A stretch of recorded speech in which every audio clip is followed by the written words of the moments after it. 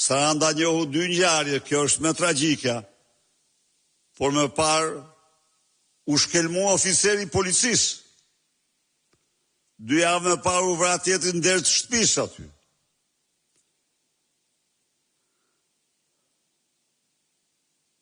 De facto rendi është në duart e krimit.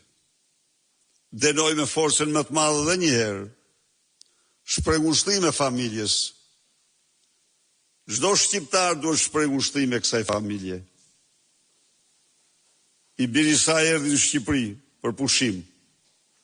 Kthehet në Arkivol nga banda shtetërore.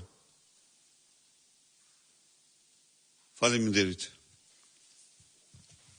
Zoti Berisha, kush duhet mbaj përgjegjësi direkte për përgjakjen e sezonit turistik në vend dhe çfarë masash mendoni se duhen marrë për ta parandaluar këtë situatë? Faleminderit. Pa diskutim që në plan të parë është drejtori i përgjithshëm i policisë dhe linja e sti por të garantoj që Saranda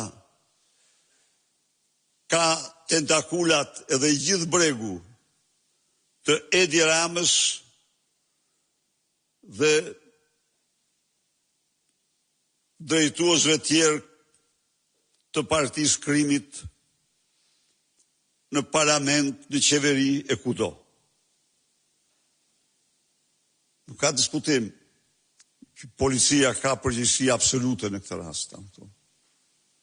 Po këta përgjegjësi nuk ndjej. Nuk ndjej. Aty organet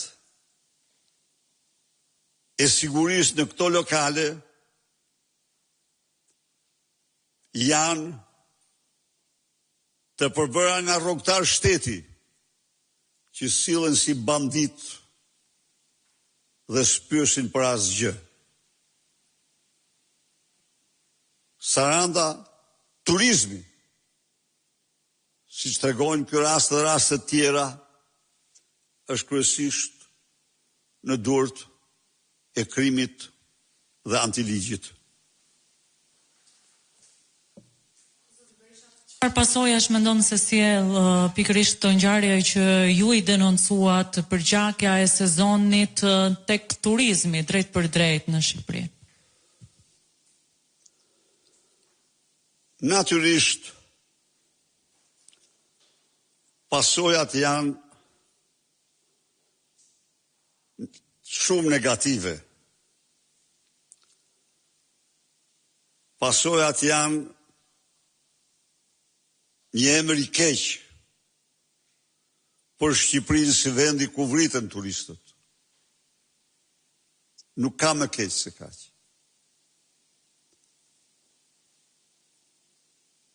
Gjithnjë më shumë bëhet e qartë se narkoshteti shqiptar është narkoshteti i krimit. Dhe se Shqipëria është një rrezik për ata që vinë dhe për jetën e tyre.